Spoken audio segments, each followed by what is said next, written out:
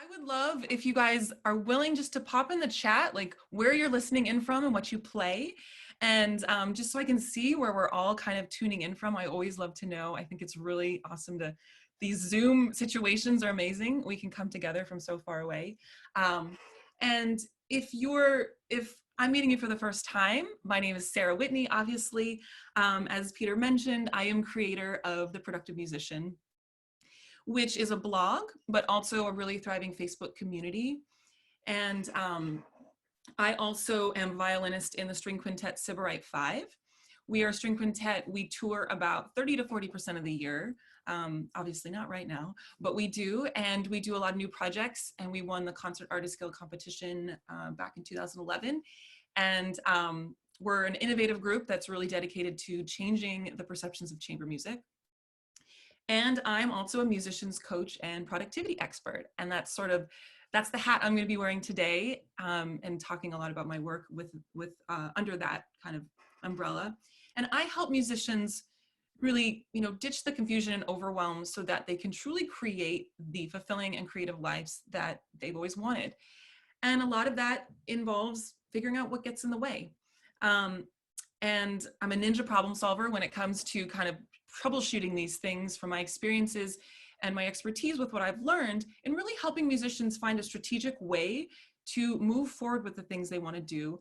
And then also, I'm sort of a ninja problem solver with productivity as well. I love to sort of figure out what are the most important actions we need to do in order to move the needle the furthest. I think especially as musicians, as entrepreneurs, and as creatives, it can feel like we have a lot of things that we need to do, but how do we figure out, how do we decrease the overwhelm so that we can really focus on the things that are going to matter the most and that are going to make the biggest difference? I actually really love talking about all these things, and I know that not everyone does, and that's fine. I'll do all the talking. But I think what I've learned from this, and one of the reasons why I do this work as a musician's coach, is because learning how to tackle these things I'm talking about really opens up opportunity for us. There's a lot of power in having the tools to tackle these things, and that's really that can be what sets us apart. And you can have all the intention and the ideas in the world, and you can take a course on the 10 steps to building an online teaching studio, or read a book about how to create a concert series or something. You can have those types of tools, but if you haven't really tackled the internal stuff that gets in the way, the foundational stuff of, what, causes you to hesitate, maybe you have self-doubt or some kind of questions around things, the process of creating those projects is going to be really hard. So what I do in my work is to really make things easier. How can we make things easier? How can we tackle that resistance so that the process can be more enjoyable? So let's see. So I'm just going to take a second to see where everyone is coming in, tuning in from. Oh my gosh, wow. This is amazing. Hawaii, Ann Arbor. Oh, I went to University of Michigan. Go Blue. Indiana, Georgia, Boston. That's actually where I am right now. I'm close to Boston. France, London, Ohio. Wow, awesome. San Diego, New York. Cool. North Carolina, Connecticut. Great. Awesome. I'm so excited you're all here. So what I'm going to start with actually is, I think it's important for us to take a minute and really think about the things that we have done well. I think I would love for you all to just sort of think of a time in your career that you've done something that you were proud of, or something that went well. Maybe it was a really huge concert you played. Maybe it was a project you produced, or maybe it was maybe you wrote an article or something you did that really went well. Maybe it was with your students. Maybe there was a concert or recital or something you did with them, but something that you're proud of and something that went really well. And I think, the reason why I want to take a minute to do this is because as musicians, we are trained to be extremely critical of what we're doing in the practice room. And that's a really great skill to have when it comes to, improving our playing, making things better. And our brains are very easily programmed to going towards the things that aren't working. And, I think that if we are so programmed with only looking at the things that aren't working, we don't spend time thinking about the things that are working. That can really take a toll on us in our lives, in our careers, when it comes to creating things. So, you know, I think it's important for us to, especially, you know, in a time when we may be encountering some challenges or unsure of things, if we can actually start to remember some things that have gone well. Because if we think about something we're proud of, we probably, you know, encountered some challenges with it. We're problem solvers with it, and these things do exist. And it's sort of a choice for us to decide how much time we want to spend thinking about the successes in our life and the things that have gone well. And you know, in sort of thinking about something we've done that we're proud of, it reminds us we can be problem solvers and what we did in those situations, and puts us in touch with those successful moments and the feelings around it and what it was like to pull off that show or that concert or bring a recital, you know, produce a recital for your students. So I think it's really important to kind of know that we have the ability to, you know, put our mind in that place. And it's really about our mindset. You know, can we take charge of putting ourselves in an inspired place? And that can be simply just sort of remembering something that went well. And what I do, you know, my work as a musician's coach is really all about having the tools that we need in order to tackle the things that get in the way. And this is just like the first, this practice of noticing the things that have gone well is a really important practice to make. And, you know, especially when things are challenging or we're not sure how they're going, I think if we can take responsibility for that and say, all right, I'm not in a really good headspace, I'm not really problem solving, I'm not seeing possibility, how can I take charge in order to make a shift, in order to make that happen? And this is one thing that we can do. And, you know, there's different ways to do it. You could make it into a daily practice or really start, you know, making a list of things that went well. But I think it's important for us to think about how that affects us. And if we are really focused on the things that aren't working, that's where our brain's going to keep gravitating towards. And we have to actively sort of train our brain in order to focus on the things that are working, because they are there. And the more that we do that, the easier it is to find those things. And so, you know, if we were to think about another way to do this, you could take it to another level. And this is sort of, you know, noticing what I call our wins. And this could be sort of I mentioned a daily practice, but also it could go beyond the career. It could go beyond just our music careers and the things that are going well in our lives, big and small, from, you know, big projects or just simple things like, I made a great smoothie. Or like, that book was really great. But I think, you know, this practice of that. And so actually something that I do, and I've written blogs about this as well, is I keep track of my 3 daily wins. And this is something that has really, really helped me a lot when it comes to making sure I'm in the best mindset in order to move forward. And like I said, they can be smaller, they can be small, or they can be big. And it's just it's the act of using that part of our brain. And it's like a muscle. The more we do it, the more we will be likely to find those things. And actually, I'll tell you a little bit about my backstory, which I didn't mention in my introduction, but I think it's very relevant to what I'm talking about now. I went through a big injury about 8 years ago that really kind of knocked me out personally and professionally. And I lost all my confidence as a player. I really struggled with performance anxiety and stress in my career and a lot of things. And this was one of the practices that helped me the most, to sort of train my brain. When I was so used to everything not working, I was so used to focusing on all the things I couldn't do. When I started to focus on the things that I could do and the things that were going well, this was a huge game changer for me. So that's just kind of one tool that I think that as musicians we can explore, and that can make a really, really huge difference in how we how we take responsibility for putting ourselves in a good mindset when things may not be working. So I think, you know, now I'm going to sort of shift gears a little bit, because I think it is also important to recognize that there are also things in our lives that aren't working, as we all know. I know we can think of those too. And so what do we do when that's happening? Because part of the equation is also, like, what I want to leave you with is a bunch of tools to really, you know, be really, so you can be like a master problem solver in figuring out when something's not working, what do we do? what are the steps we can take in order to kind of get through that resistance, or really kind of figure out how to move forward. So now I'd like you to take a second and think about something that you really would like to do that you haven't. Now, I think we all have these things as well. Maybe it's something that's sat on your to-do list for a really long time, or maybe it's, you know, a big project. Maybe it's like recording an album, or creating a concert series, or maybe it's smaller. Maybe it's like maybe you want to make some changes on your website. Maybe you want to, you know, learn a new piece of music. But what's something that's sort of been sitting on that to-do list? That's sort of been there for a little while, haven't really gotten to it. And sort of, you know, just think about what that thing is. And then I'm gonna walk you through a bunch of things that we can do in order to sort of tackle that. And quickly, I meant to mention this at the beginning. If you guys have questions about anything, feel free to pop them in the comments. I'm happy to sort of, you know, answer them as I go along, or we can do questions at the end, but feel free to let me know if something is confusing, you want clarification, or just a question. So, you know, I think when we think about the things that we haven't gotten around to, you know, this resistance can show up in a bunch of different ways. And some of the ways I already mentioned are, you know, it could be procrastination, could be a thing.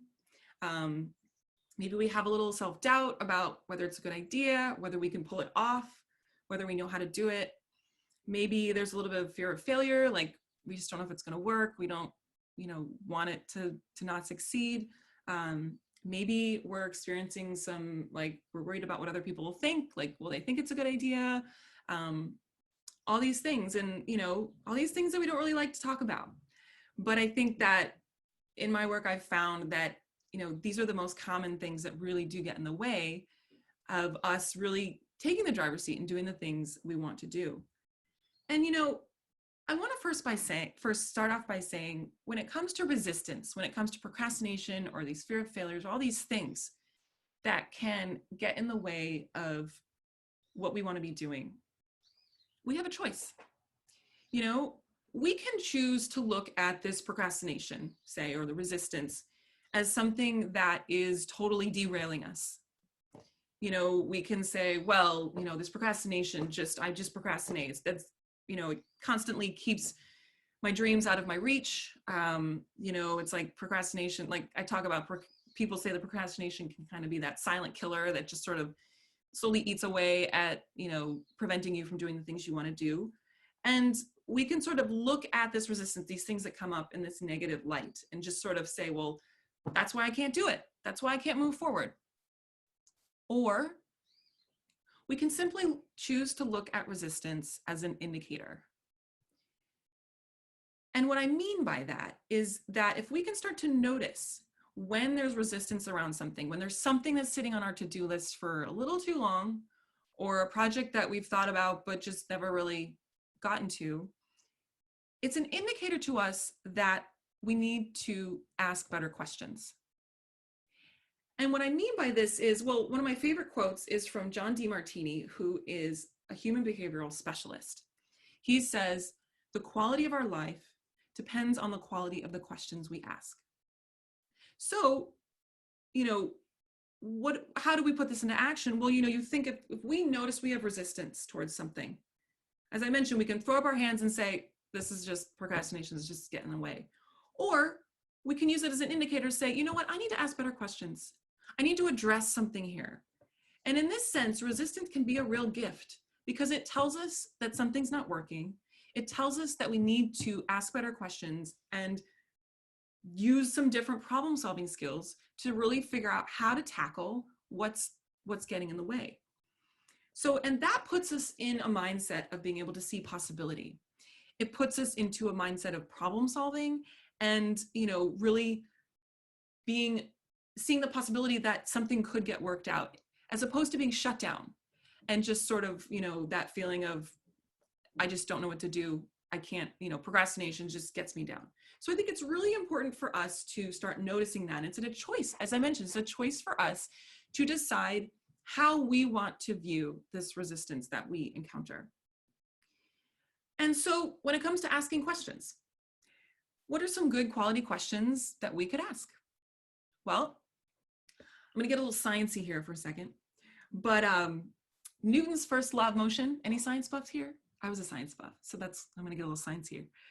Newton's first law of motion, objects at rest tend to stay at rest. Objects in motion tend to stay in motion. So what does that tell us? Well, it tells us that getting started is the most important thing, right? Because the act of getting started creates momentum. And once we've gotten started and the momentum is going, it's much easier to keep going. And oftentimes when we get started on something, actually following through or keeping the motion forward is easier than we think. So what's a good quality question we could ask? Well, how can I make this easy to get started? So I'm going to sort of start with a bunch of kind of tools and tricks that I use when it comes to if we notice there's resistance around something and we ask ourselves, how can I make this easy to get started? I think one thing that we can do is decide to make some sort of important decisions ahead of time. And this might involve scheduling the task.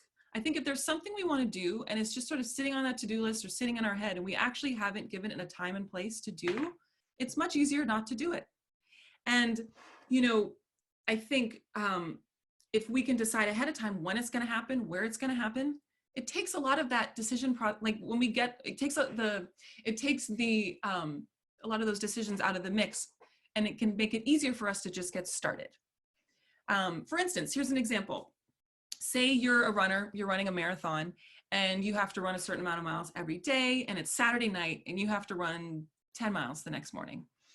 And so you're like, all right, I got to do these 10 miles. And you realize that, the weather is like iffy, you're not sure if it's going to rain. And so, could be some unknowns. Well, I don't know, is it going to rain? Like maybe I'll do it later in the day. When will I do it? You could just sort of leave it at that and say, I got to do these 10 miles. But if you took a few minutes to say, all right, when am I going to run these 10 miles? I'll do it at 9 o'clock in the morning. And if it's raining, which it could be, if it's raining, then I will, go straight to the gym and do the workout there. And I think that, this may seem like a really simple step, but what we're doing is we're taking out those extra moments of us having to make those decisions of like, well, what time am I going to go for the run today? I don't know. Like, I'll do it later. Or if it's raining, you say, well, what do I do? It's raining. Well, I was going to go for that 10-mile run. I can't do it now. All these decisions have already been made for us so that when it comes to the time of needing to do the task, we know exactly what the options are, and it's much easier to get started and then follow through. And something else that can really help is sort of breaking down a task into like tiny micro tasks. What do I mean by this? Well, this might seem comical, but I'm going to give you a real example, a totally real example from my life. So I have a blog called The Productive Musician. When I first started writing the blog, I kid you not, I had so much resistance around writing these blogs. I would sit down, I'd say I'd do it, I couldn't come up with anything, I get distracted, I all of a sudden had to like clean my closet or do all these. It was like comical. I really had so much trouble getting these blogs written. And, I go, well, this is something I really want to do. What's happening? Like, why can't I just do it? So what I started doing is I started breaking it down into really tiny micro tasks. And I would just before I do it, I sit down and I'd make a list of like 5 things. And it might be, say maybe I had a draft I'd started or something that I was planning on finishing. It might start off with like, find the draft, number 1. Number 2, read the draft. Number 3, set a timer, like spend 20 minutes revising the draft. And sort of really breaking it down into little steps that I felt were so easily achievable. Could I find the draft? Yeah, that was easy. Could I read the draft? Yeah, that was easy too. And so, I mean, it sounds comical. I think this idea of microtasks can almost seem too remedial. But like I said, what do we need to do to make it easier, right? And just sort of, it's also about just taking responsibility. Like, can we take responsibility to make something easier and try different tools and tactics that will help us do that? Another thing that could help us make something easier is using a timer. I use timers all the time. If you were a fly on the wall in my apartment, you would hear me talk to Siri all the time and tell her to set timers for me. And, you know, because I think, as I mentioned, the hardest part can be getting started. And once we get started, we realize the task may not be as hard as we initially thought. So, you know, set a timer for 5 minutes. If, say, something I hate doing is invoicing. I avoid this like the plague, even though it means it takes longer for me to get paid.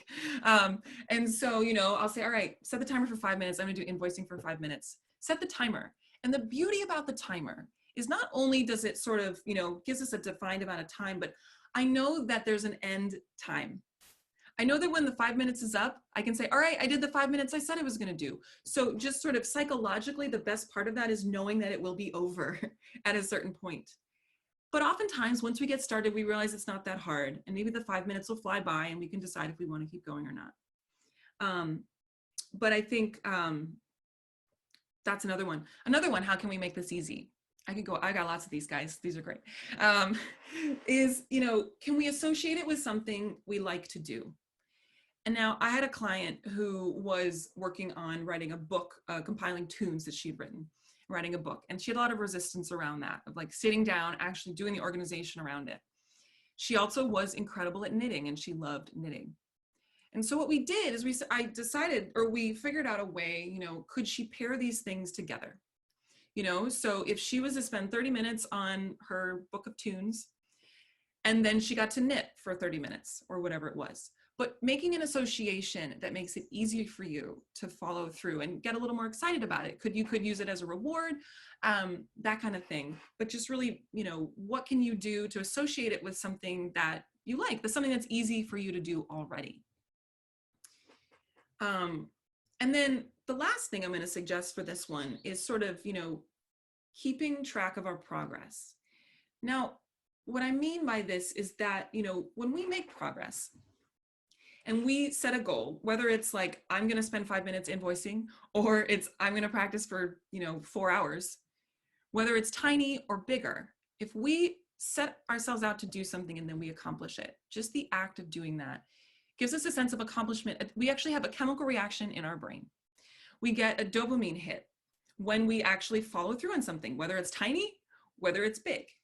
So, you know, if we can sort of start to keep track of our progress, so if we can like make a list of things that we're going to do, or, you know, be able to check them off, we're actually giving ourselves momentum. And there's chemical reactions happening up here that are actually making it easier for us to move forward and helping us with that resistance by seeing the progress, being able to actually see and physically kind of feel that we've gotten things done, that we have, you know, moved the needle. Because also when we think about making progress, it gives us a sense of accomplishment and helps, it's kind of like a snowball effect that we want to keep doing the thing if we've already seen that we've done some of it, right? And I'll actually be talking a little bit more about this later in the talk. So there's like a grab bag of things you can use in order to make things easier. And so I'm going to pause for a second and, you know, take a sip of water first. So I've been talking about questions. So what's another question we could ask ourselves in order to, you know, a high quality question we could ask if something is giving us resistance? And I sort of tapped on this, but I'm going to mention it again. You know, is the task too big? I think, you know, as humans, we are famous for thinking that we have superpowers and that we can just throw on our list, redo website, and it'll just like, yeah, I can redo my website an entire day. Is it possible? Yeah, maybe. But is it likely? No. How many, like, I mean, I feel like how many people can say they've had redo website on their to-do list or make website? That's one of the most common things I hear that people don't get to. And, you know, I think that in that case, I would say, yeah, the task is too big, right? Because we don't know where to start. Redo website, what does that mean? Well, we have to be more specific with what we're doing. And, you know, can we chunk it down? Well, what does that mean, redo website? Okay, what am I not happy with? Do I want to change the layout of the homepage? Or do I want to, you know, make different pages or add more pages or whatever it is? Are we specific? Do we actually know what we want to do? And when we start to get specific about a bigger goal, that will help us chunk it down into smaller things that we can do. So if we have redo website on our to-do list and we say, all right, what does that mean? All right, I want to redo the homepage. I want to reformat the homepage. I want to revise my bio, and I want to add, a media page and a contacts page or something. Now we have some actionable items that are a little bit easier to digest because we know what needs to be done. So, and then, how can we keep breaking things down into little goals that we feel like we can accomplish? Do I feel like I could revise my bio? Yeah, probably. Sit down and revise my bio. That feels like something I can achieve. And so, what do we need to do in order to break things down in a way that they don't feel so huge that it's not possible? It's kind of that's our subconscious telling us, Sarah, you're not going to get that done in a day, so why are you trying, right? So let's get rid of that and just recognize, how can we break this down? So what's another question we can ask? All about the questions today, guys, all about the questions. And this is one of my favorite ones, actually. The question is, have I connected this task to my bigger vision as an artist? Have I connected this task to something that's really important to me? Now, I think that, one thing I mentioned that comes up is like some fear or some self-doubt that might get in the way. And I think if we're encountering something, a project we have, say we're thinking about a project we want to do, and we're starting to say, oh, what are people going to think? Is it going to be a good idea? Maybe it's not. Like, maybe they're not going to like it. What do we do? Well, can we take a minute and think about this project and really connect it to how important it is to us?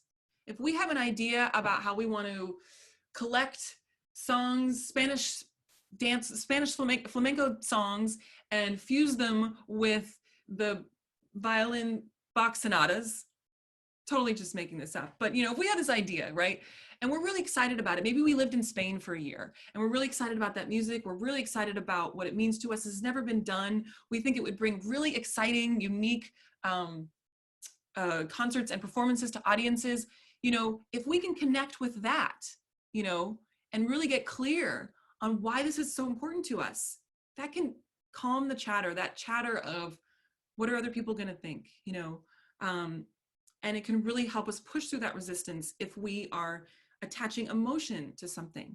Now, this is this kind of blew my mind when I realized this. We need to attach emotion to something in order to make a change. Because if, for instance, say for me, I'm a coach, right? I help people get more done, you could say, right? But that doesn't really have much emotion attached to it. The idea, I help musicians get more done and do the things they want to do. Great. So if I could rephrase that in a way, what's a deeper way to look at that? Well, as a musician's coach, I help change people's lives. I help them have more enjoyment in their careers. I help them see through those projects that are really fulfilling to them and help them realize their artistic goals. I help them feel like they're enough and that they're worthy of creating new things and making these decisions. I help people, own their own value so they can charge what they're worth, which can really change their lives financially, can change their lives, their lifestyle, can change their quality of life. So if I can start to really tap into why my work is so important, and that has an emotion attached to it, it's much easier for me to say, should I do that invoicing? Is doing that invoicing connected to my bigger goal as a musician's coach? Of course it is, right? I need to do the invoicing in order to, tie up all the loose ends with the business. So I think, it really is important for us to tap into those things that are important to us.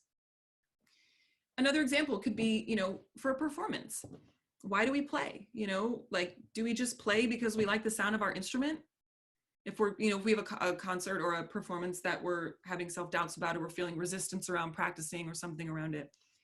Or why do we play? Maybe we play because we want to create an experience for the audience. We want to connect with people in a really beautiful way. We want to bring something to people, maybe that they've never experienced before. And we want to share that, that beauty of music and the emotion it creates. can be therapeutic for people. We can communicate in a way that you can't any other way. So, if we can really think about our bigger vision with our project, or our bigger vision as artists, or with whatever we're doing, and create some emotion attached to it, and take some time. If we feel resistance, go back to that. Maybe write it down. I actually write down very frequently, like my why as an artist and my why as a coach. Like, why do I do this? I really try and stay in touch with that, because that keeps me in an inspired place and keeps me in a mindset of really being able to push through some of the mundane things, the things I don't really want to do, whether it's the invoicing, which you guys will learn a lot about me, hate invoicing, whether it's the invoicing, or whether it's, going out on a limb to reach out to a client that I might be nervous about reaching out to, or putting something on Facebook in a way that, puts me out there in a vulnerable way, but that I could reach people. All these things, if I'm connected to why I'm doing it, that resistance, it's much easier to get through that resistance. And that's a really important tool to have. Something else I mentioned, fear and self-doubt is something that comes up a lot. Fear is a really, really common one. And I'll give you an example. I had a client who was really excited about creating a new ensemble. She really hadn't been fulfilled in her work. She worked on Broadway a lot, and she did a lot of gigging, and she just really wanted her own project. So she started to dream about creating this ensemble, this really unique ensemble. And she was talking about it, and she lit up when she would talk about it. She had like ideas about the music and how it would all go. And it just really, you could tell from the energy that she had that this was really exciting for her. And so when it came out to reaching out to musicians she wanted to have join her, she had a lot of resistance around that. She would put off emailing people to join this project. And what we realized is there was a couple fears around this. She had a fear of someone saying no. What if this person said, I don't like this project, I don't want to be a part of it? Well, if we could connect her back to why this was so important, she could sort of say, well, that's all right. This is important to me. I'm going to reach out. I'm going to have some courage with this. Also, we realized that there was some fear in actually starting the ensemble, because if someone said yes to joining her, the project went from something in her head to something that was actually real. And that was scary. You ever hear about fear of success? Because it would actually be something that she had to do now and actually put out there. So I think, and that brings us to a lot of questions around, if we look at fear as, if we're talking about fear as something that's resistant, creating resistance for us, is it better to, do we want that fear to hold us back? Or can we really connect to the bigger vision, connect to the thing that's more important to us, that can give us the courage to say, you know what, that's really important to me. That inspires me. This idea of the ensemble is really lighting me up. And that can help us look at that fear in another light and just sort of push through that and, reach out to those people, make this project start becoming a reality. And, one thing I'm going to say that is really, really interesting that I've learned in this work, or even just in my life as I've studied and tracked these things a lot. When I'm putting something off, when there's something on my to-do list or just something I'm not getting around to, oftentimes it's something that I really need to do.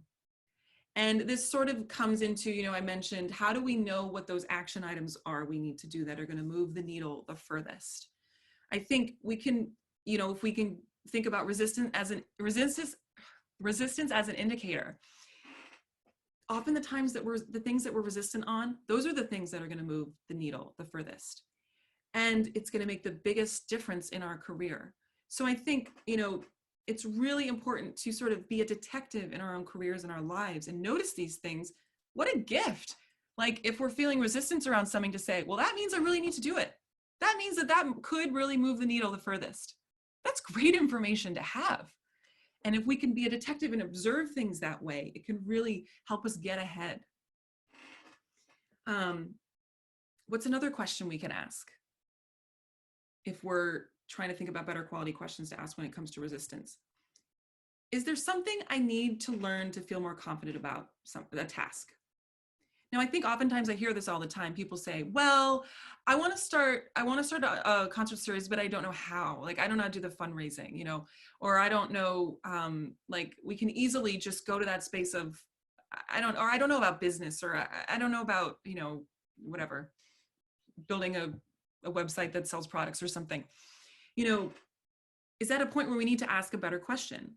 What do I need to learn more about? For example, I became an LLC a couple years ago, and I knew nothing about becoming an LLC. Just the thought of all the businessy things surrounding it terrified me. Put it off. That sat on the to-do list for a really long time. And I was like, yeah, I'll do it. I'll do it. I knew I needed to do it. I knew it was important for my business, but I felt totally out of my league when it came to understanding what that process was like, what the things I needed to do were. And it sat on that to-do list for a really long time. But when I started really noticing that and taking responsibility for that and asking better questions, what did I need to do? Well, I needed to learn about LLCs, go on the internet, do some research, talk to people who had gone through this process. I know we all know bazillion musicians who've done that, and just talk to people. What was your process? Who did you work with? What did you do? And so that was something that I, realized was really holding me back. Also, was there someone I could ask for help with it? Did I actually have to do it all on my own? So what I ended up doing is I actually hired a coach to specifically help me set up my LLC, because I just didn't feel, even after I learned about it, I didn't feel confident in my ability to navigate the legal side of that in a way where I felt, confident about it. So I think that sort of brings me to another question. Do I need help getting this accomplished? There's nothing wrong with asking for help, and, maybe that can come in a bunch of different ways. As I mentioned, you can hire someone to do it. I'm all about outsourcing because time is money. And if there's somebody that can help us do something that can take that resistance away or take it off our plate in a way that can open us up more brain space, more energy for us, if we can make that work, that can be really, really important for our progress moving forward. Or do we need accountability? This is something that I found really, really helpful. If say, we have maybe a practice goal or something, we want to learn a certain piece, or we have resistance around practicing. I know especially right now, there's not a lot of concerts happening. I've talked to a lot of musicians who are trying to find ways to keep their chops in shape, find ways to keep playing. You could call up a friend and say, hey, what if we touch base on Friday and we played like 10 minutes for each other? I'm gonna tell you, I'm gonna work on this piece. Okay, tell me what you're gonna work on. All right, let's jump on Zoom on Friday or whatever. Or you could, do text or something I have a couple accountability partners, actually. This has been a huge game changer for me in just really giving me that extra push to know that someone else is counting on me to report to them, and that I'm, it's a two-way street. Someone's gonna be like, all right, I'm gonna, redo my bio by the end of the week. All right, great. I'm gonna, I don't know, practice my scales every day for 5 days or whatever it is, but use, how can we be resourceful in finding someone that can hold us accountable? There's also apps that do this. There's one called Beeminder that I used to use. I haven't used it in a little while, but there's a lot of accountability apps out there that can help you. You can also do something, a friend of mine told me about this, something called a power hour, where you just schedule a time with a friend, say Tuesday, 12 o'clock, just get on Zoom and turn the sound off. You both agree that you're gonna do an hour of work, just right there. And then at the end of the hour, you'll report back to each other about what you did. So it's sort of we can create these situations. We can take responsibility to create situations that will help us push through some of this resistance. So I think, when it comes to resistance, I think we really can be problem solvers with what questions we ask. And it's really important to know that we have a choice. We have a choice to, look at this resistance or this procrastination, the self-doubt, all these things that come up. We can look at them and say, they're just derailing us. This is just the way it is. I can't do anything about it. Or we can make a choice to see it as an indicator that there's something we need to do that we haven't been doing. We can ask those questions. And this is where, we can change our mindset around it to put us in a place where we see possibility, put us in a place where we can feel more courageous about taking action, where we can be problem solvers. And this is key. This is really what sets people apart. This is what sets the successful people apart, who are willing to take this extra step to do this. So, I'll just summarize, what are the questions that I mentioned? And there's more, I'm sure, but, how can I make it easier to get started? Is the task too big? Have I connected this task to my bigger vision as an artist, to something that's really important to me? Is there something I need to learn that I need to learn in order to be more confident about what I'm going to do?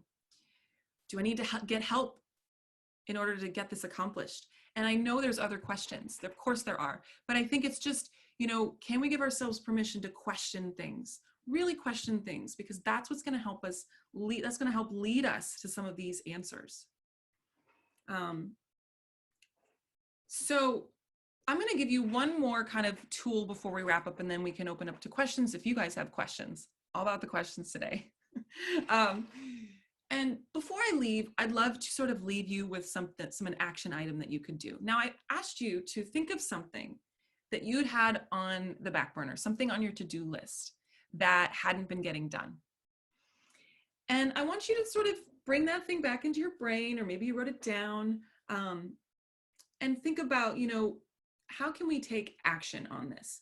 Well, I want to say, especially when it comes to things we're not getting to, that can create some overwhelm. It can create some stress of us knowing that there's something sitting there that we're not doing that we really want to do, or we know needs to get done. And I want to tell you, the fastest way to disperse overwhelm is to make progress. Because what is overwhelm? Overwhelm is when we have a goal without a plan, right? So if we can take time to figure out how we can make progress on this item, it will disperse the overwhelm, because it'll take that thing that hasn't gotten done. It'll take that thing that hasn't gotten done, that is just living there, and it'll turn it into something that we are doing. So we take something we aren't doing and something that we want to do, and we can turn it into something that we are doing. And that changes how we look at the task. It's no longer as heavy a weight on our shoulders. And if we can make progress, as I mentioned earlier, the act of making progress, the act of setting out to do something and finishing it, allows us to feel accomplished. It helps us to build momentum. And then, it's a snowball effect. It helps us get more excited about moving forward, tackling the next challenge, tackling the next thing. And this is really, really an important piece of making sure we can make that progress forward, so that we can create the things that we want to do. So we can take the driver's seat in our careers and in our lives. And not to mention, it lowers our stress, right? Lowers our stress when we can sort of decrease that overwhelm and really start to feel like we have more control. So when it comes to this task that I mentioned to you, this thing you haven't been getting done, I want you to take a second and to picture yourself a week from now. So next Thursday, if there was 2 things that you could do to take this thing that hasn't started yet, and 2 things that you could do to start to get this into motion, I want you to start to think about those things. And the way I want you to think about these 2 things are, on that Thursday, a week from now, if you could look back on this week, you could look and say, this was a good week in relation to this project. Yeah, those 2 things would make this last week a win when it comes to this project that I want to move forward on. So I think looking ahead, if we can envision ourselves and look back, what would those 2 things be that would make this week like, yeah, I killed it with this project. And then the 2 things, I want one thing to be a little bigger.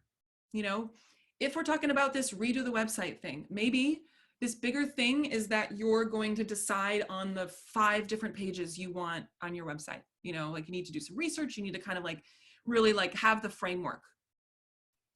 So maybe that's the bigger thing.